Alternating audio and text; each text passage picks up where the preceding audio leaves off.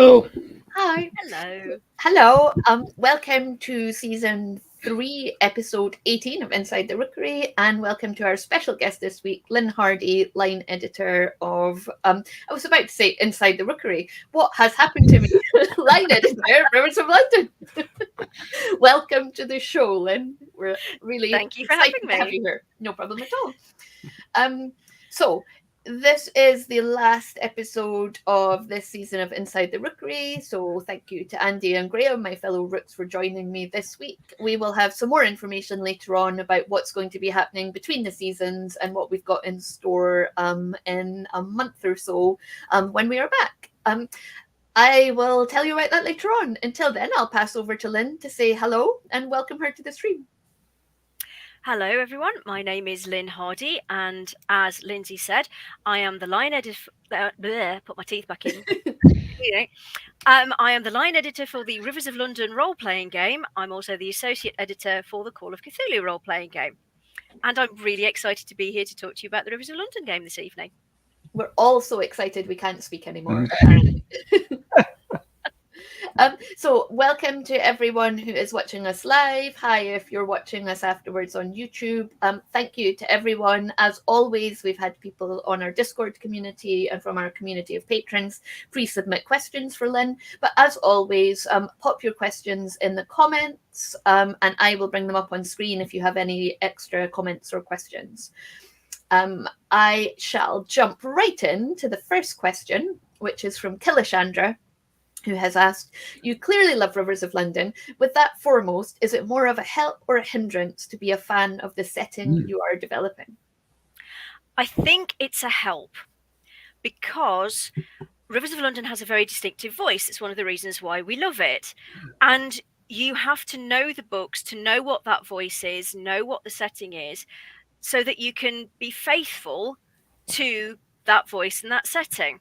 So if you don't know the books, developing that is going to be a lot harder because there's things you're not going to know about, there's things you're not going to be quite up to speed with, and it just, developing a game isn't easy, and not knowing the background material is just going to make it that little bit harder as you go through. And if you did know it, but you didn't like it and you weren't a fan, that would be quite difficult too. I mean, that might start to show. Yes. Yes. Yeah. And, not everybody likes everything. So it helps if you like the material that you're working on because you're more enthusiastic, you're invested in it. I mean, you can, and we all have at some point worked on something that's not our favorite thing, but it's always that little bit harder to get the enthusiasm going to sort of like get on with it. You are much more likely to procrastinate if you're working on something that you're not enjoying and it's not your favorite thing, as opposed to you're working on something that you really love and you're invested in. We've got someone in the comment. Raldanash says good evening from almost London. And now I've kind of got this vision that Raldanash is calling in from either the future or the past, where London is not actually known as London. It's either Londymnium or I don't know, post London. So just to be clear, we've got a time traveler in the comments today. So you talked about the tone and of the books and what knowing what happens in the book. So Caravan has asked, is the game based on a specific point for the books, or is it more general than that? It is based on a fairly specific point. So the game itself is set mid-2016, really just after the events of False Value. Now, there's a couple of reasons for that. One is a real-world reason, and that's because that's where we have the license up to in terms of the books. So anything after False Value, in terms of the novels, with one or two little exceptions, we don't have the rights to, so we can't use any of the plot elements. The main reason that it's set just after False Value is, of course, the Folly expansion document, which gives us the excuse to have players create their own characters. Because obviously with the Rivers of London series, you've got that same sort of issue that you have with James Bond, with Doctor Who. If you have people playing the characters in the book, it's like, well, who gets to be Nightingale? Who gets to be Peter? So what we wanted to do was set it at a point in the novels where it doesn't have to be Peter and it doesn't have to be Nightingale. It can be the people who are recruited as part of that Folly expansion document, which, if memory serves, is there have to be at least 6 other practitioners who are serving members of the Metropolitan Police Force seconded to the Folly going forward to make sure that they don't end up in a mess as magic comes back into the world. So that's where we went for, because it was good. It was a legitimate in-book reason for us to have new people as part of the Folly. Yeah, which is always really important, isn't it? I've played games where you're coming up with like increasingly more like tenuous and stretched reasons for why you happen to be one of the heroes of the world that you're in. So yeah, having a good jumping off point is ideal. And the further you stray from what's in the books, the less it feels like it's an adaptation of the books, the more it feels like it's something else. Exactly. Yeah. And the other side of the coin, it's Jones and Oh no. Where has Graham gone? Left us with a cliffhanger. That's a very Indiana Jones thing to do, to leave us with a cliffhanger. All right. Well, yeah, I just got kind of the twirly pinwheels on all your screens, but we seem to be back now. Am I back now? Oh, you are back. Yeah. So, yeah, the old Indiana Jones role-playing game from TSR, you could only play certain characters from the films, and others were utterly prohibited, and that was just strange. Yeah, utterly prohibited in a role-playing game are not words that necessarily go well together, I think. Not in my experience. No. I mean, if you really want to play as Peter and Nightingale and a whole host of other characters, we did stat them up for you, because obviously we're envisaging you using them as NPCs who can, point the characters in the right direction if they get stuck, but they're not there to come in and solve the problem. They are very much, it's kind of like when some of the stories, Peter goes off to explore and Nightingale's off in Scotland doing something. So you can only get them by phone. So it was that kind of idea. But obviously we knew the fans of the books would want to see people statted up for the game. So that's what we did too. But if your group wants to do that, that's great, fantastic. Because the whole point is, once you have the game, you play the characters you want to play. But we wanted to make sure that you weren't constrained just to play characters in the book, so people didn't have the argument of who was going to be Peter. Yeah, because I remember when Eden Studios brought out their Buffy the Vampire Slayer kind of role playing game. It was exactly that. Like, one of you was a Slayer, and then the rest of you were the Scooby Gang, and they tried to make it, because you had witches and stuff like that, so they tried to make it there was a reason to be the other characters, but everybody wanted to be the Slayer, right? Of course you did. So yeah. Turns out Reldanash is from Bedfordshire. Feels like it is almost London. Let's face it, it is commuter belt for London. So Martin has asked a technical question: was it always going to be a BRP based game? Yes. Yeah, that's the very simple answer. Obviously, with working on Call of Cthulhu, it was always in my mind that it would have a very strong BRP element. But obviously, we wanted to explore what was going to be best to support the game, because you need the right system for the right setting. Funnily enough, when I actually approached Ben about doing the role-playing game, which was hijacking him at a sign-in at Waterstones in Newcastle, when Lie Sleeping came out, it turned out that he was a huge fan of BRP and had always hoped that Rivers of London would be a BRP-based game. So that, kind of also was an important consideration. But we did look at elements of Pendragon and various other things to see what was going to work best. And this was why I wanted to work with Paul Fricker.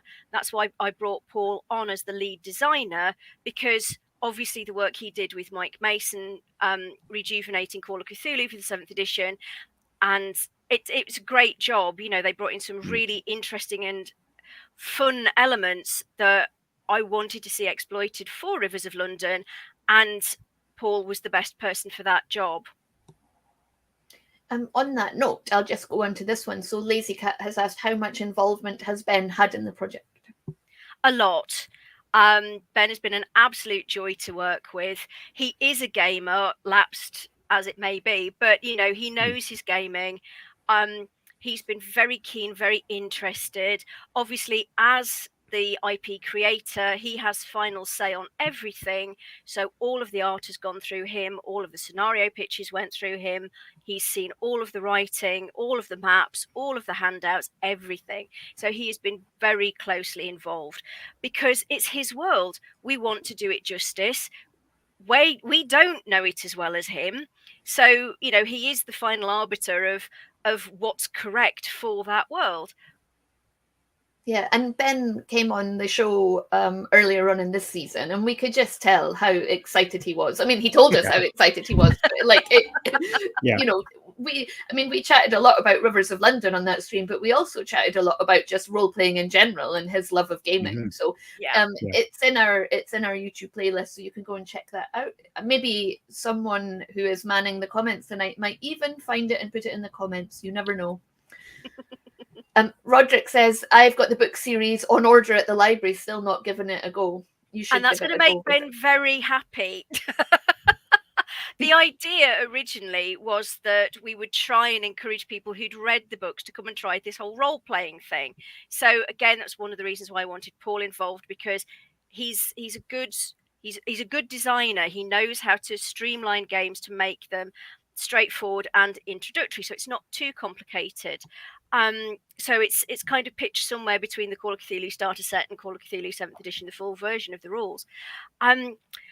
But the number of people who've come up to me in the last few months at conventions, now we're actually doing conventions again, saying, well, I'd never read the books, but it's you lot, so I thought I'd go and buy the first couple, which is great. So it's actually kind of working in the opposite direction as well, which is fascinating.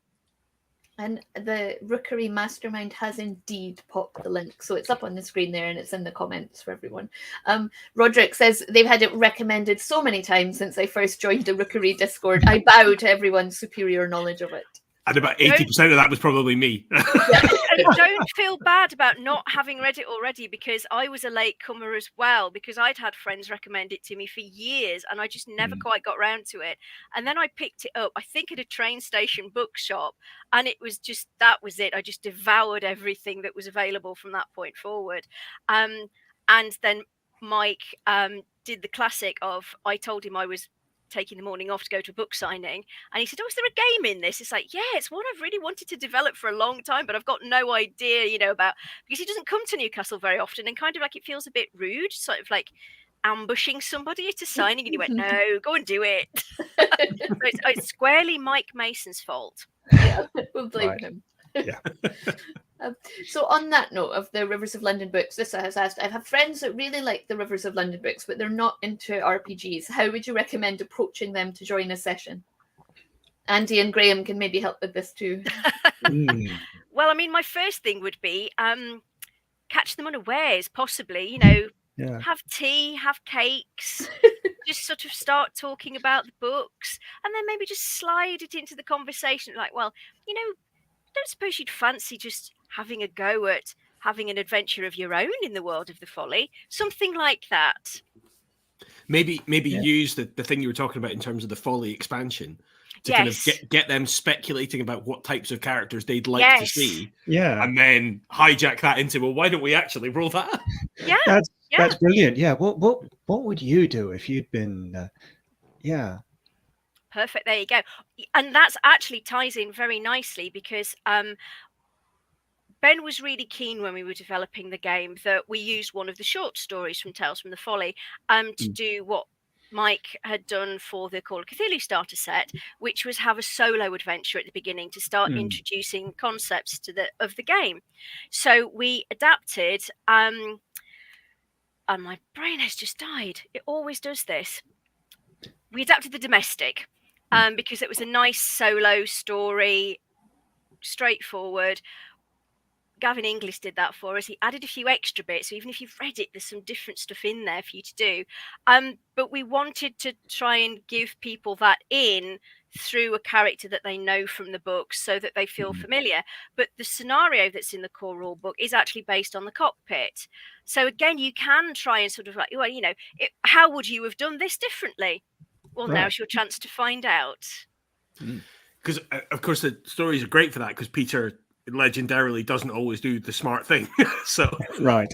Yes. it's ripe for revisionism. So yeah.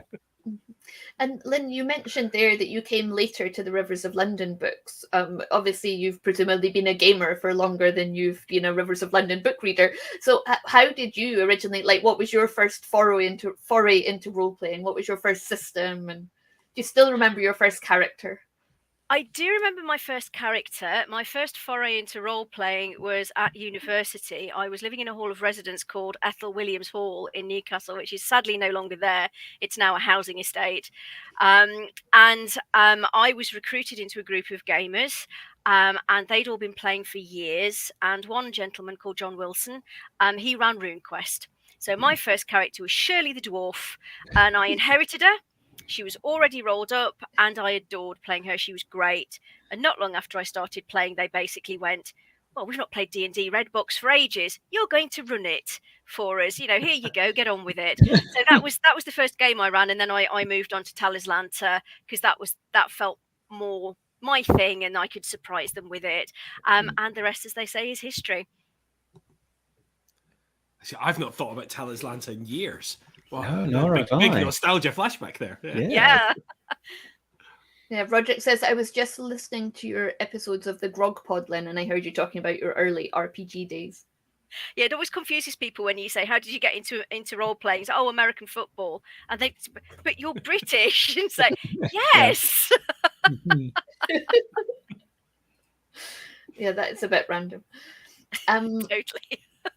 So Kilishandra has asked, is there anything you've done differently in your approach to developing Rivers of London to how you've approached other RPG projects? Obviously, because this is an IP that Chaosium don't own, we're licensing it, you've got to look at things differently. Part of it we've already talked about is the fact that everything has to go through Ben because it's his world and he has ultimate control over it, which is as it should be. So you have to keep that in mind. Obviously, you can't just make up anything. Things that, it has to be consistent and work within the world that Ben's already established. Obviously, it was the 10th anniversary of Rivers of London last year, coinciding with the 40th anniversary of Call of Cthulhu, which was quite fun. So you've got to keep that in mind. Whatever you do has to retain the flavor. It has to be true to the source material. You can't just go randomly running off doing weird stuff without Ben's permission. And Ben's been great about letting us go do weird stuff, but it still has to be consistent within the world. So you've just got to sort of think carefully about, well, this is cool, but will it work? Mm-hmm. Or if it doesn't work now, what can we do to make it work? So you're a little bit more constrained, but sometimes that constraint just helps you be a little bit more creative in your solutions. Yeah, that makes sense. And Martin has asked, and you talked about that you did stat up the characters from the novels. So do you worry about balance when assigning attributes and skills to the characters from the novels, or do you just make them as awesome as you want them to be? we kind of went with the it's good because of there is no balance in the novels. There are some characters who are ridiculously powerful and some characters are not. Ben laughs whenever anybody asks him about game balance because he doesn't believe in it. He's a big GURPS fan. So, it's kind of... he has all the source books, I think, from various conversations I've had with him. So, again, it's that whole being true to the story.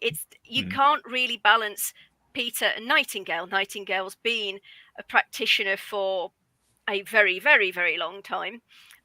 So there's no way you can make him the same as someone who's just started or vice versa. So we try to make sure that the player characters are as balanced as we can. Everybody has the option to take magic, but they don't have to if they'd rather do something else. So we brought in advantages. So that, when you're developing your character, you get to choose 2 minor advantages or 1 major advantage.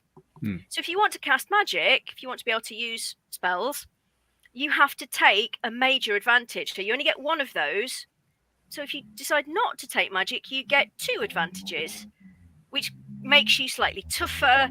You might have a specific area of knowledge. You get bonuses doing certain other things, just to try and make sure that the characters who did take magic weren't completely outstripping the other player characters.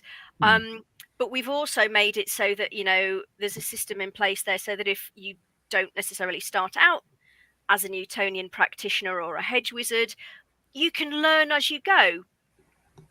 Because there's examples in the book of characters that start out who don't use magic, but who learn as the series goes on. So we wanted to try to make sure that there was player character balance, but there's not necessarily NPC balance, because that just kind of doesn't work. Yeah. And Graham, you asked earlier. Sorry. That's me, wasn't it? Yes. You were curious. Yeah. Would you like to answer? No, you can't answer your own question. I forbid it. Graham has asked, what are the unique challenges in developing rules for an existing fictional world, and how did you overcome them?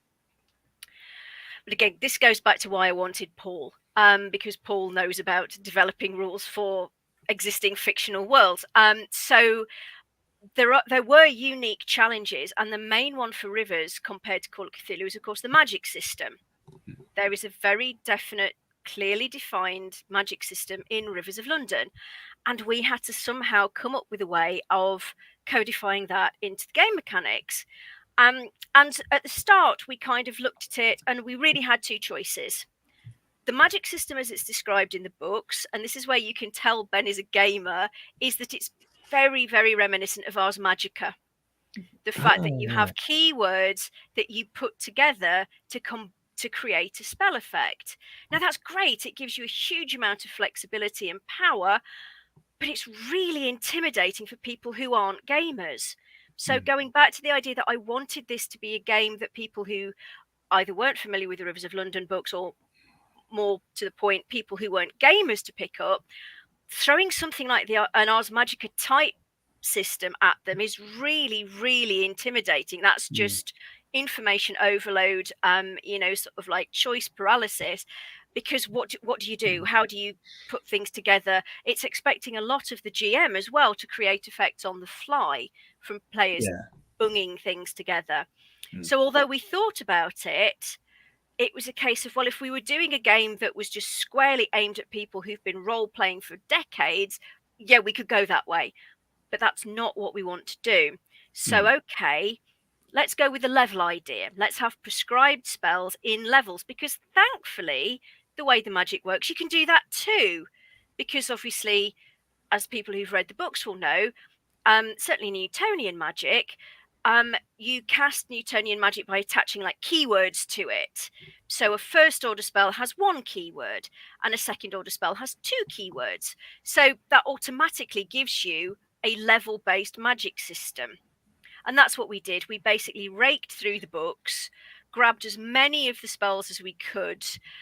Paul and I wrote up descriptions for them, did the mechanics for them, passed them by Ben to make sure that we'd actually got the right end of the stick and everything sort of worked. There's a couple of things got shifted around, which I know Ben mentioned when he was on, for some elements of game balance. But that was what we decided to go for in the end, just because it was easier for people who weren't long-term gamers to come in and actually pick up and just go, oh, well, okay, I can have that one, and that one. Great. And I know exactly what they do and how much it's going to cost me to cast them and what sort of effect I'm going to get out of them at the end. And then that hopefully will just make things a lot easier and smoother for people who aren't quite sure about gaming and have less confidence when it comes to just winging it on the spot. That must have been so much fun to go through and catalogue all of those spells. I would have loved to have done that. We missed a couple.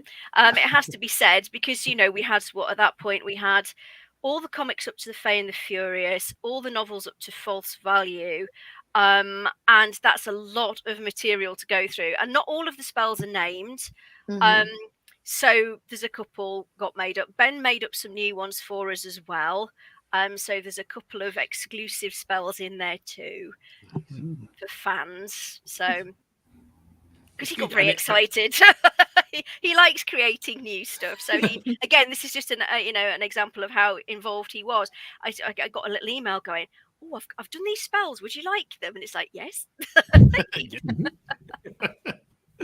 And like you say, that I think that fits what you were saying in terms of the character creation process you're talking about, because that is the natural way for people to learn. That's what we've seen Peter go through in the book, so it makes sense for people that are getting on board. Do you think if the license runs and runs and you get carte blanche to do as many expansions as you like in the future, do you think you might revisit a more complex bolt-on system for more experienced players? Or we do have additional rules at the back of the core rule book for more experienced, more confident players. So there's all sorts of things in there that, about creating your own spells. Not quite to the free form extent of grab these keywords, but it is something that we have talked about, and it's something that we would probably revisit down the line, provided that the line is popular and there's the support there. And as you say, provided we get to extend the license out beyond its current length.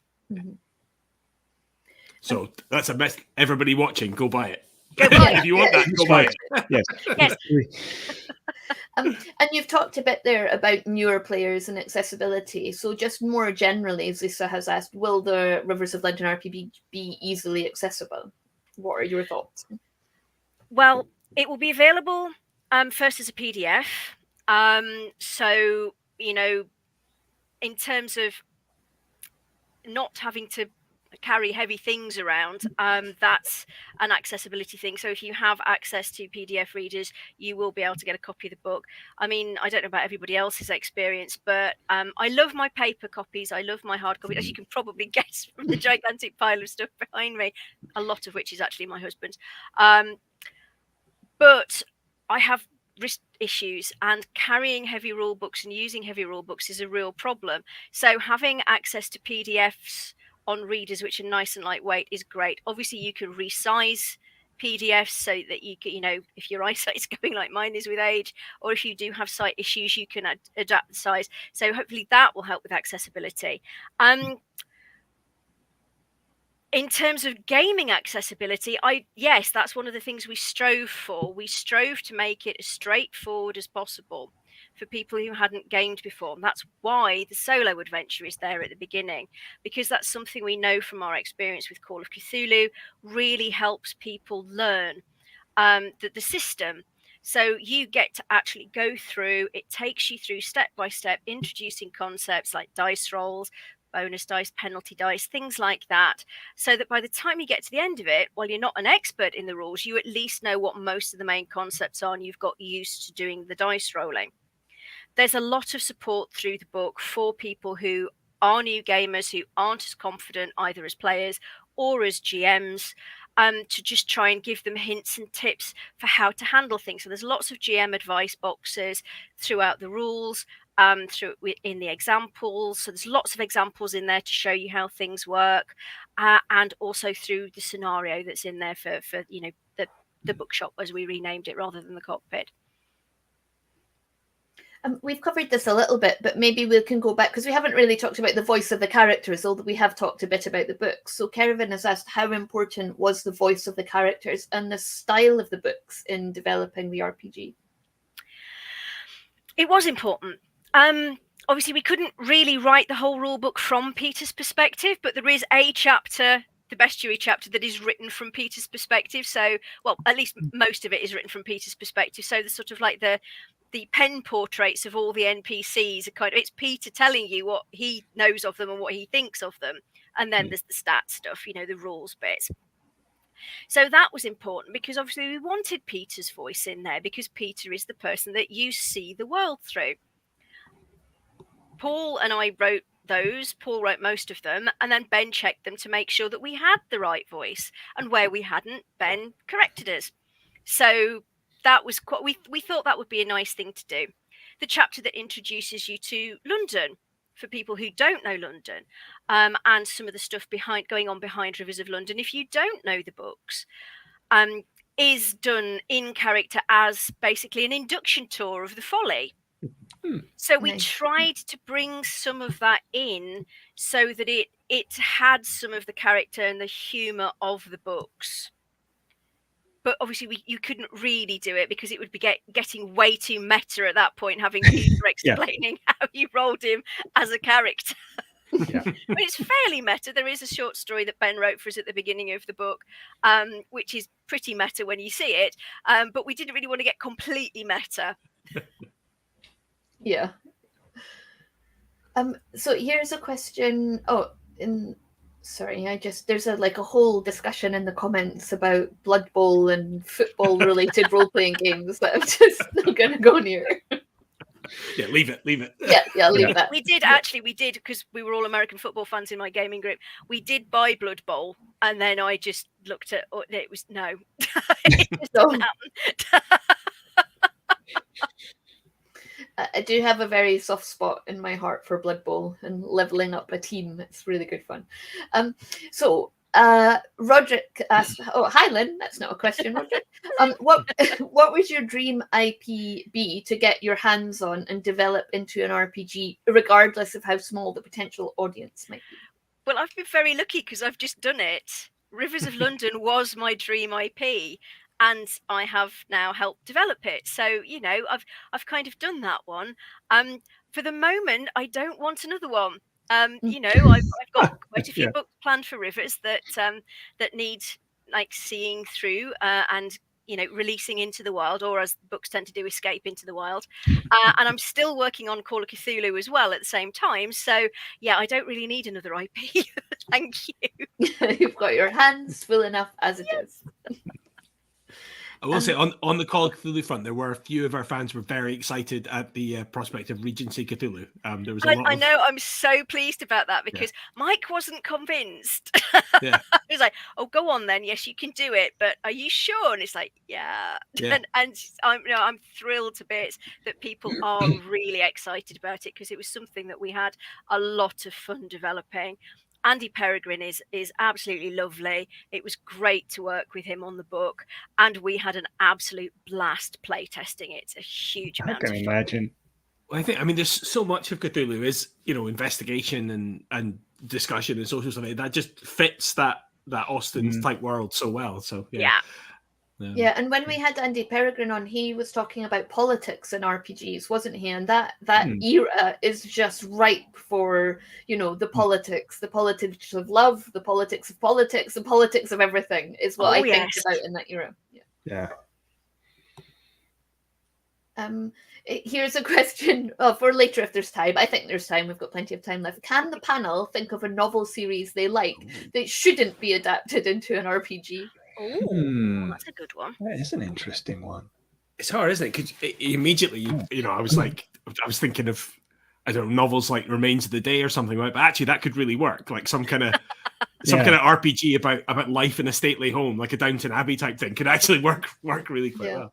I think, from a practical perspective, the Malazan Books of the Fallen series, because you would need so many books that in terms of that weight accessibility thing you were talking about, you'd have to carry half a tree around just to make sense of it. So that is exactly the ones that jumped into my mind. Although we have had people on the stream before who've been quite keen to see an RPG, including you, Andy, I must add, of Malazan Books of the Fallen. But it is like a chunky. It was, if I remember correctly, like it is the world that Steve Erickson used to play in, I think. I think that was the genesis of the world and stuff. So, it's just, I guess there's so much lore in it that you would need to know so much to be able to play in it. But then again, we like that, don't we? We like lore. We like lots of books. I've talked myself round. Yeah. I would draw my suggestion. I can think of a number of novel series that I wouldn't want to be the one adapting. Oh, come on, tell us those then. But if someone else did them, I'd be happy to play it,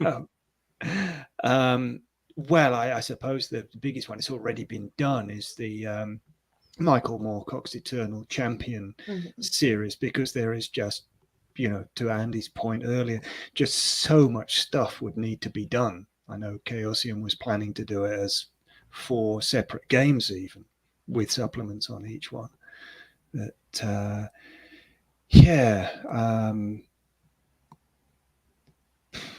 I'd quite like, I know this is the absolute opposite of Roderick's question, but I don't care I'm the boss. I'm in the boss chair. I You would go quite for it. like to see a multi-generational game like we talked about a few weeks ago. But based in, I can't remember if I said this at the time. Who was it with? It was Dave Larkins, wasn't it? We were talking about multi-generational games Yeah. with.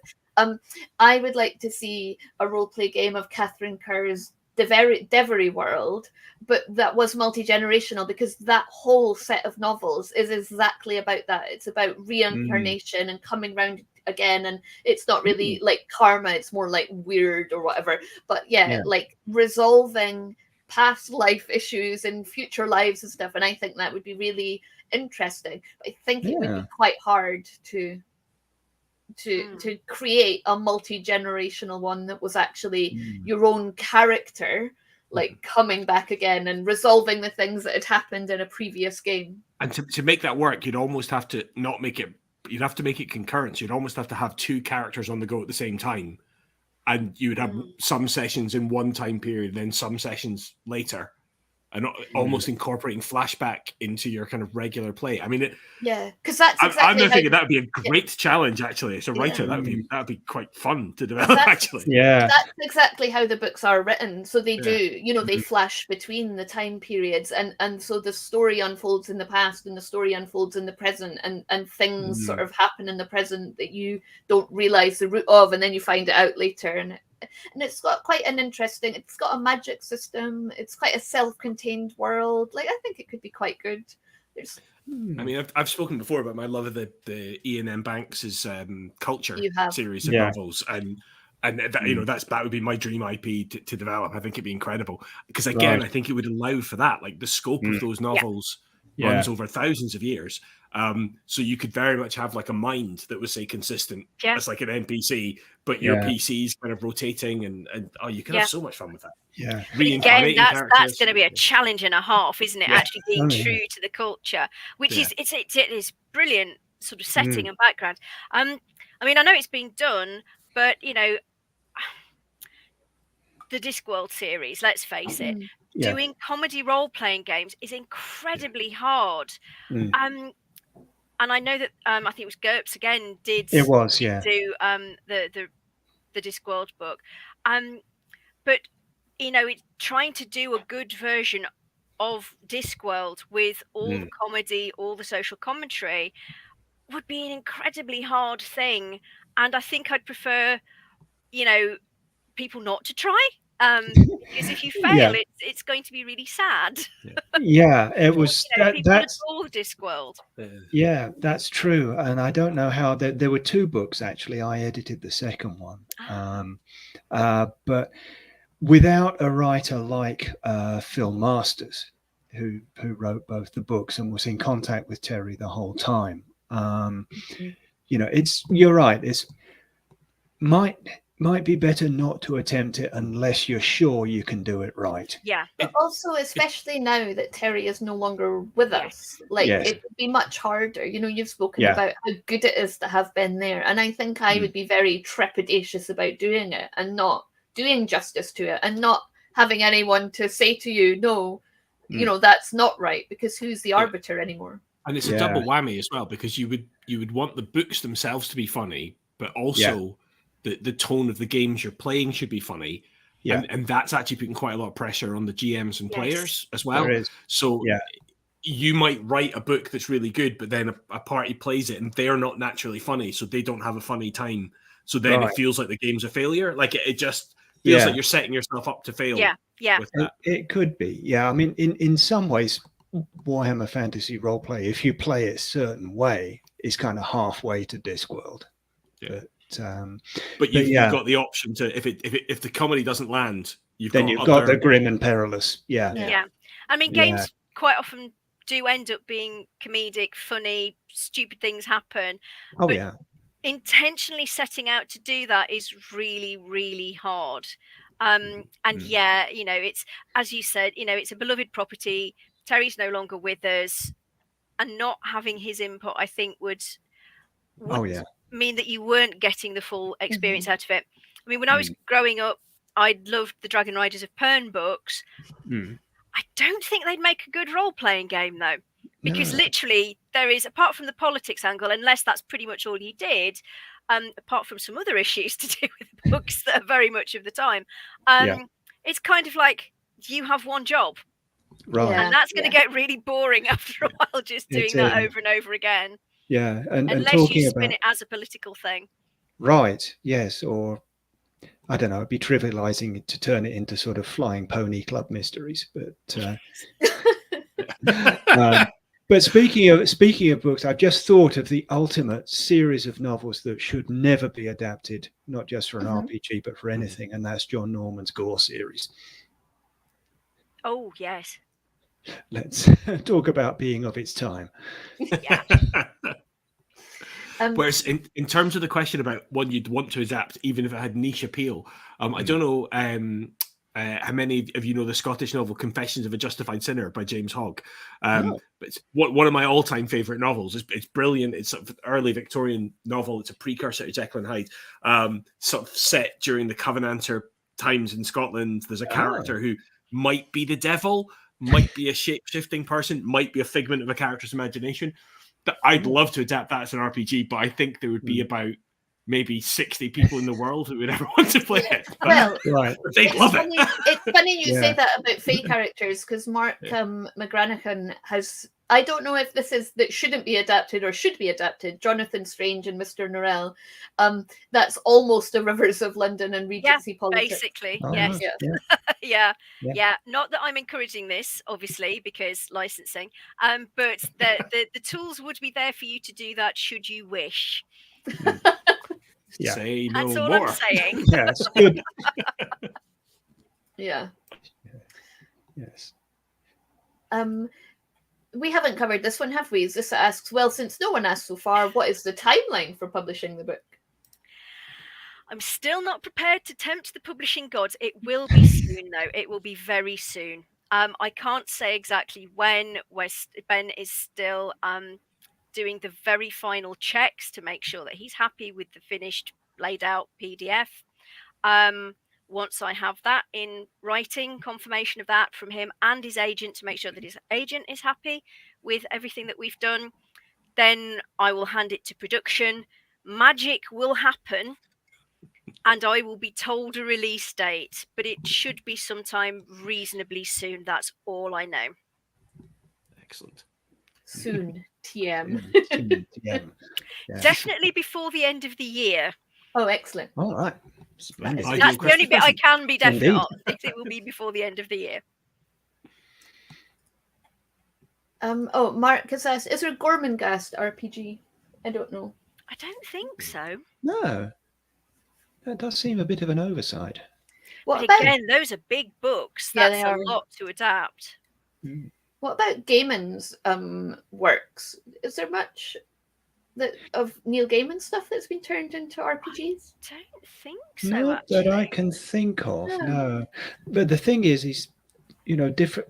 You could turn it all into a single setting, but it would take a bit of effort, linking up, say, American Gods with Neverwhere and so on. He's more about themes than settings, I think. Yeah. No, I agree. I just think some of them might make good RPGs. Yeah. Like, And Well, actually, Neverwhere, obviously being urban fantasy, it's almost Well, like yes, there it's you an are. urban fantasy game. Yes. I think thinking on it, actually, something that shouldn't be adapted. I think actually Sandman. I don't think I'd ever want to see a Sandman RPG. Yeah. Actually, I feel like that would diminish it somehow. Well, there's a lot Again, of people saying the show is a little dodgy on that score, but Oh, that's no, just I fan think they opinions. did a really good job of adapting it.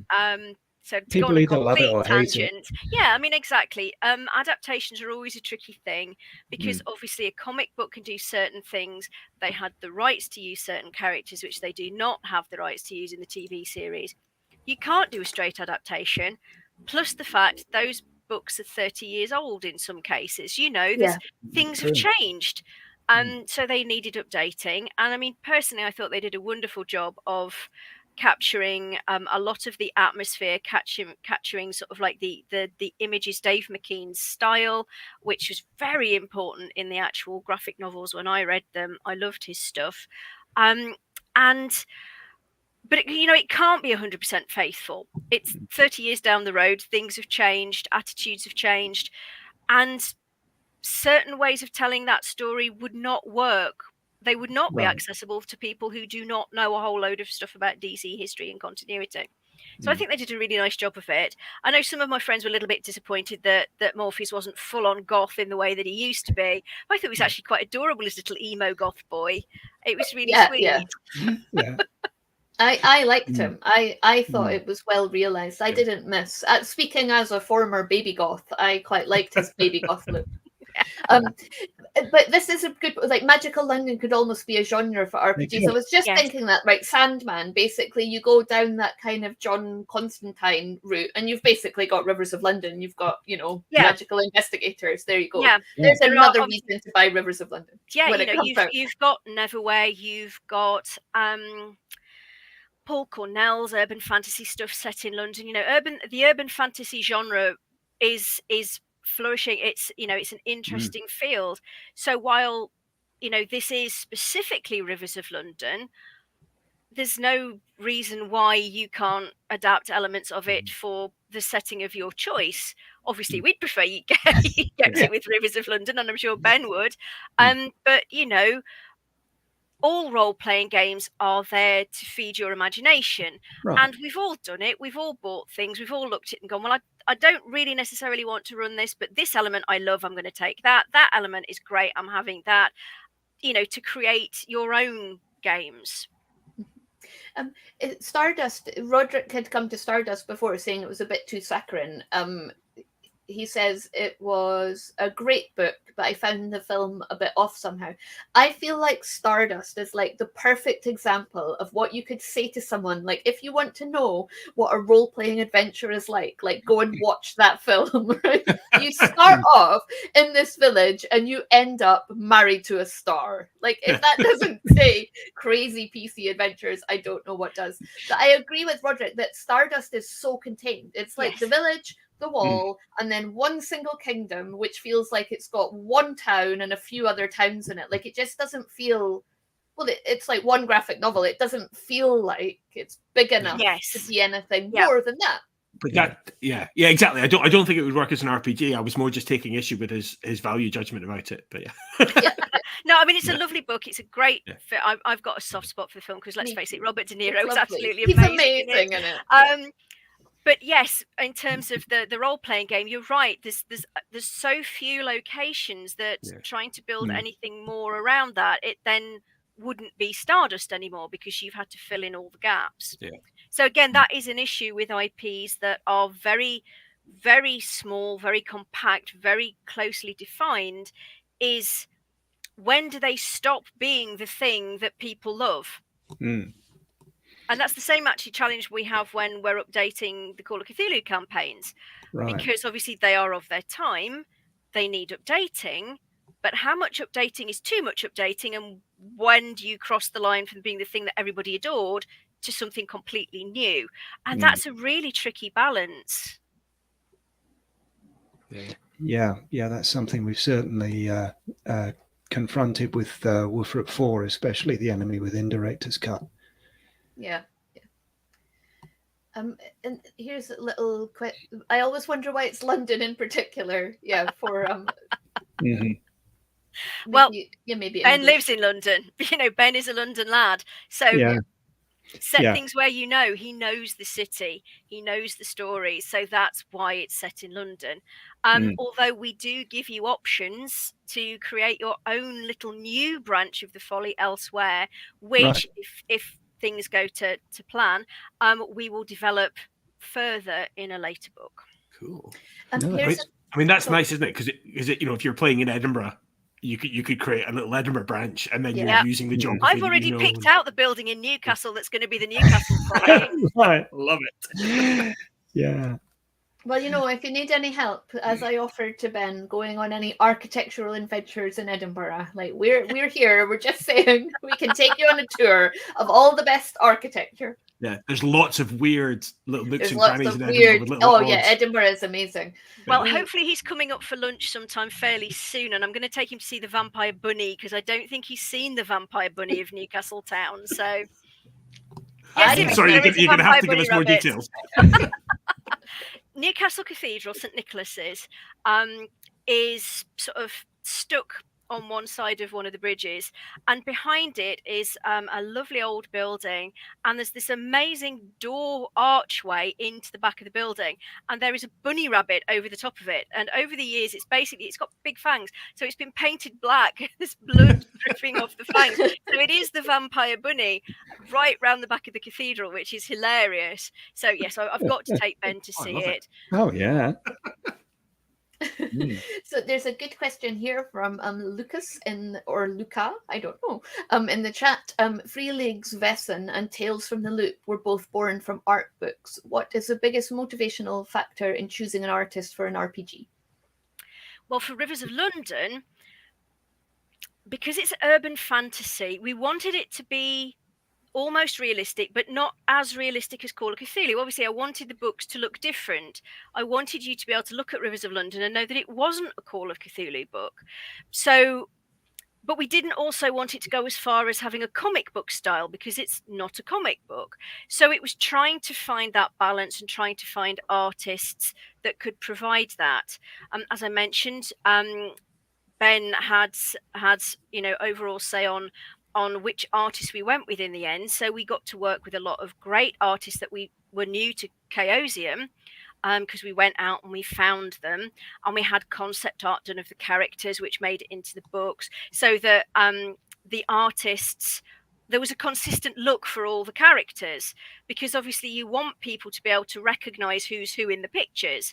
And if you don't have concept art of all the main characters in the books, then you're going to get 6 or 7 different versions of Peter, 6 and 7 different versions of Molly.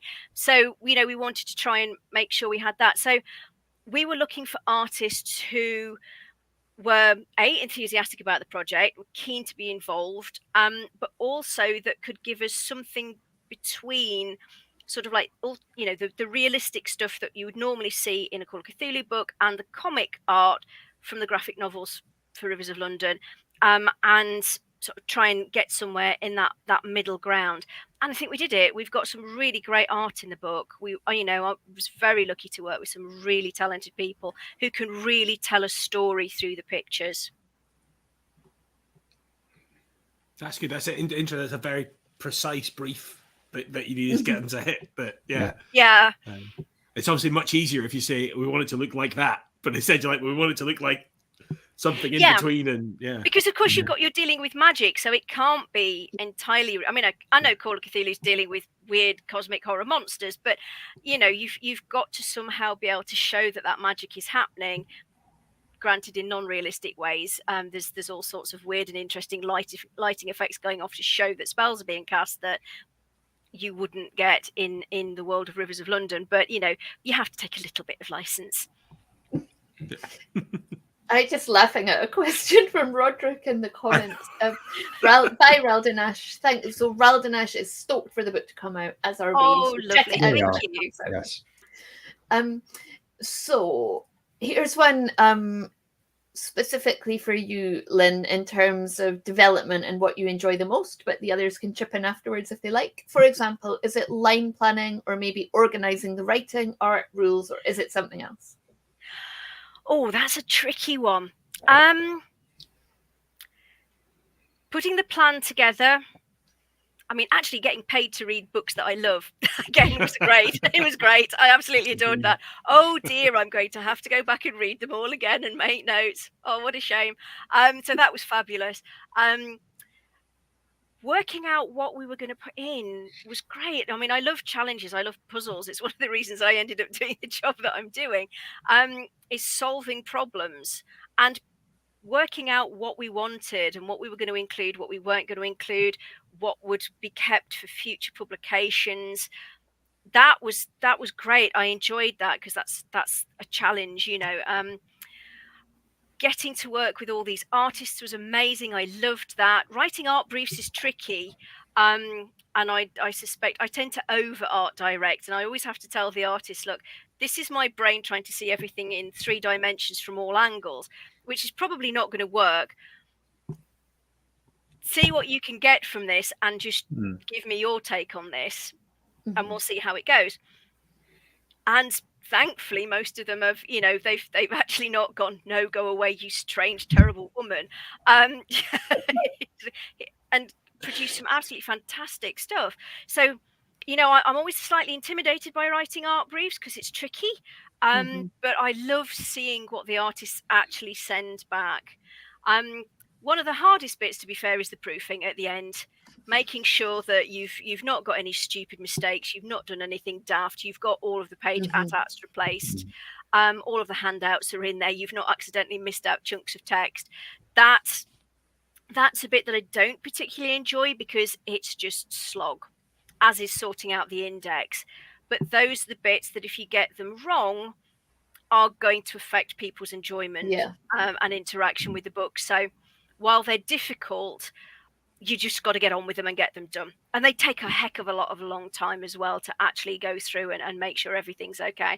So this book has been through 2 rounds of external proofing, multiple rounds of internal proofing. And so, if there's anything there, then it deserves to be in there because it's managed to evade detection until this point. Proofing is really hard because I don't know about you, but you have to switch your brain into proofing mode, and then you have to keep it in proofing mode. And I read like I breathe words, and I have to stop my brain from switching back to reading mode all the time. Really, really hard. And it's actually really hard. Like mentally harder than you would think, not because proofing is hard, but because of the mental effort to keep your brain in proofing mode is really hard. And that's why English teachers deserve to be paid more. All teachers I'm doing it all the time. No, I mean, it's really hard because, as you say, most of us, when we read, you're not critically reading, you're glancing over it. Particularly with something like this, which is why we have the external proofers who haven't seen the manuscript before, because by this point I've read that manuscript 8-9 times. So I know what I think it says, not what it actually says. My brain just goes and kind of glosses over things, so I need a fresh pair of eyes, and that's it. And it's massive amounts of concentration, and the reason that you tend to see the mistakes mostly crop up in tables and stat blocks is because people's eyes slide over them, and it really does take a lot of discipline and focus to go, no, I need to read every single thing in this stat block to make sure that all the percentage signs are in there, all of the numbers add up, everything where it should be. Mark agrees. As a professional proofreader, proofing your own work is 100% the most difficult. It is. Proofing tables is hard too, because like anyone who can speak English can proofread English. I mean, obviously, like not everyone is a proofreader, but it's really hard to proof tables that are stats because you don't necessarily know that something is wrong. Yes, it doesn't jump out at you. Yeah, and this is where finding good proofers because it's a technical proof. You're not just proofing for spelling and grammar, you're doing a technical rules proof as well, which is it's really tricky because you're having, as you say, it's the mental capacity of remembering, well, what was 100 pages ago about this, and is this consistent with that, and do these numbers agree with that as well? So our proofreaders did an absolutely superb job of spotting things that just because of sheer overfamiliarity that I'd missed. And, thank you to them as well. And that's one of the things I do want to say is that the Rivers of London role-playing game has been a massive team effort on behalf of Chaosium and our freelancers. They have done a superb job. I'm incredibly proud of all of them and the effort that they've put in. And, just remember that all role-playing games are team efforts, and there's a lot of people and a lot of hard work that goes into them. So, I'm here as a figurehead, Ben is there as a figurehead, Paul will be as well, but we weren't the only ones. We had artists, graphic designers, proofreaders, the marketing people too. They've all helped to get this book to where it is now. Which is very close. Very close. End of the year. Yeah. And on that note, that's actually brought us to the end of our stream. So Lynne, thank you so much for coming. It's been, I've heard so much about you before the stream, and it's been a real pleasure to meet you. I'm glad we finally got to meet each other, and to hear about the book, because it sounds like it's going to be brilliant. Yeah. I do hope so. I hope everybody enjoys it. And thank you very much for having me. When I saw that you had the same cat ears as me, I had to wear them for tonight. Yes, we're cat twins. So that's us actually at the end of season 3 of Inside the Rookery. So stay tuned to Discord and the Patreon newsletter for news of what's coming in between the seasons and what we've got planned for next season. It is our 1-year birthday at the end of October. So in about a month, we'll be having a special surprise birthday party. Well, it's not really a surprise. You know what I mean?